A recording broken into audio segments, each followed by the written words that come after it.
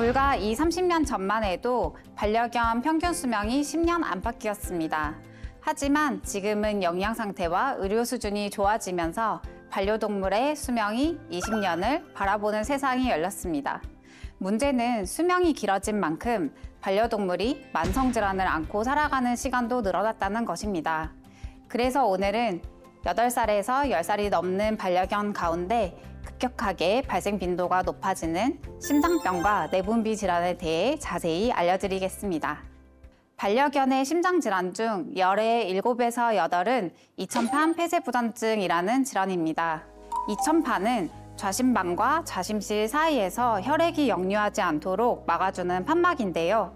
두 개의 입처럼 생겨서 이천판이라고 부릅니다. 혈액이 심장 내에서 한 방향으로만 흘러야 하는데 이 문이 노화로 인해 두꺼워지거나 울퉁불퉁하게 변형되면서 완전히 닫히지 않게 됩니다. 문이 제대로 닫히지 않게 되면 혈액 일부가 거꾸로 새어서 들어오게 되는데요. 이때 심장은 이를 보상하기 위해 점점 더 힘을 써야 합니다.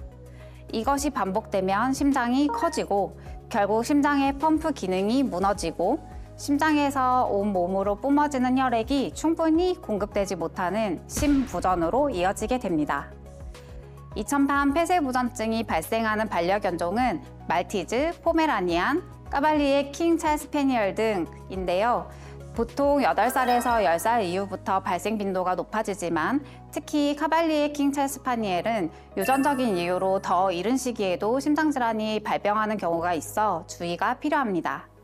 그러면 내가 키우는 반려견에게 이런 심장 질환이 생겼다라는 걸 혹시 알 수 있는 초기 증상이 있어요? 아쉽게도 초기에는 대부분 증상이 없습니다. 하지만 심장질환이 진행되면 운동 후 쉽게 지치거나 산책을 하려 하지 않고 잠들었을 때 호흡이 빨라지거나 잦은 기침, 배가 복수로 인해 불러오는 증상 등이 나타납니다. 다음 사진은 폐소종이 발생한 강아지의 엑스레이 사진인데요. 이 강아지의 경우에는 심장도 매우 커져 있고 폐에 검정색인 부분보다 하얀 부분이 많이 보이게 됩니다. 이렇게 폐에 물이 찬 경우를 폐소종이라고 하고 지금 현재 이 강아지는 응급으로 내원을 하게 되었습니다. 다음 동영상에서는 폐에 물이 차는 폐소종과 같은 응급 상황이 발생한 경우인데요. 선생님, 저 정도면 반려견이 숨쉬기 굉장히 힘들어하는데 저렇게 갑자기 되는 게 아니라 이제 그 전 단계가 있었을 것 같거든요. 왜 그 전에 발견을 왜 못했을까요? 네.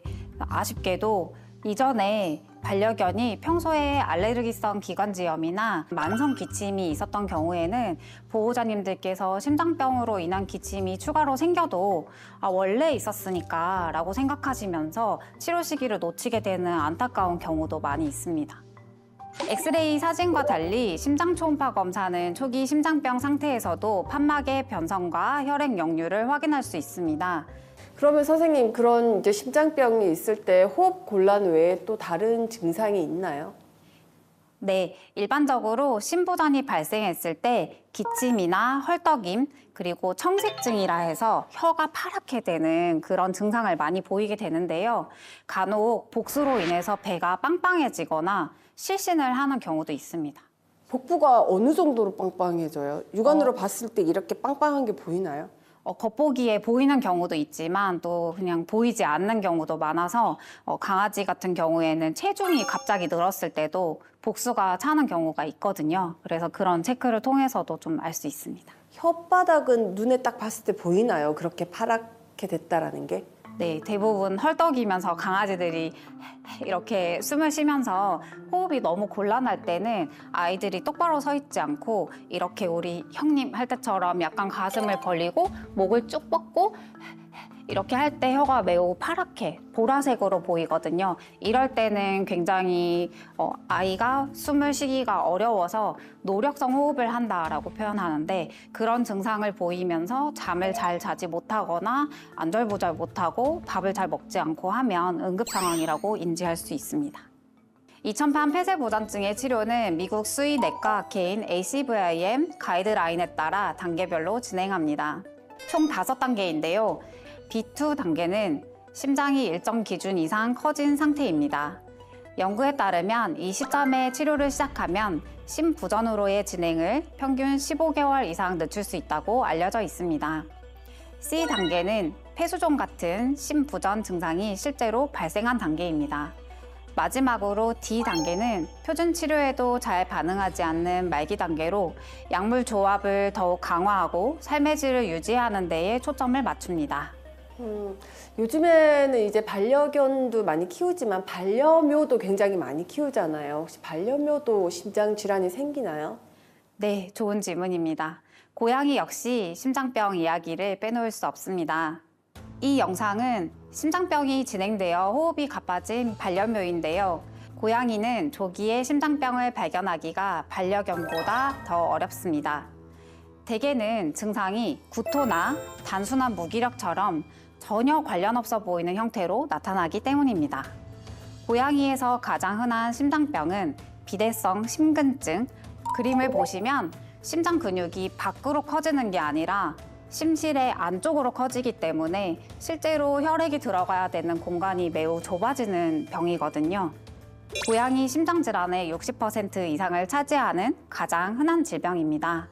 이번에는 임상에서 노령의 반려동물에게 자주 발견되는 내분비 질환에 대해 이야기해 보겠습니다.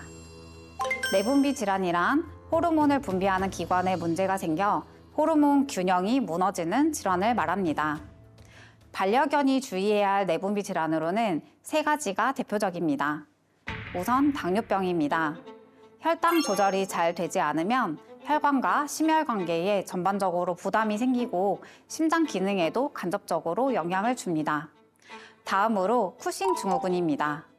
부신에서 스트레스 호르몬인 코티솔이 과도하게 분비되는 질환인데요. 고혈압이나 고지혈증이 잘 발생하며 전신 염증에도 영향을 주기 때문에 심장 상태를 직접적으로 악화시킬 수 있습니다. 3번째로 갑상선 기능 저하증입니다. 갑상선 호르몬이 부족해지면 심박수가 느려지고 이로 인해 섬액성 부정맥이 발생하는 경우도 있습니다. 또한 혈중 지질이 높아지며 전신 대사가 느려집니다. 이러한 상황은 심장 기능 자체에 직접적으로 악영향을 주고 심장약의 대사에도 영향을 줄 수 있어 함께 관리해야 합니다. 선생님, 혹시 노령견에게 도움이 되는 어떤 특별한 식단이나 음식들이 있나요? 네, 영양 관리도 매우 중요한데요.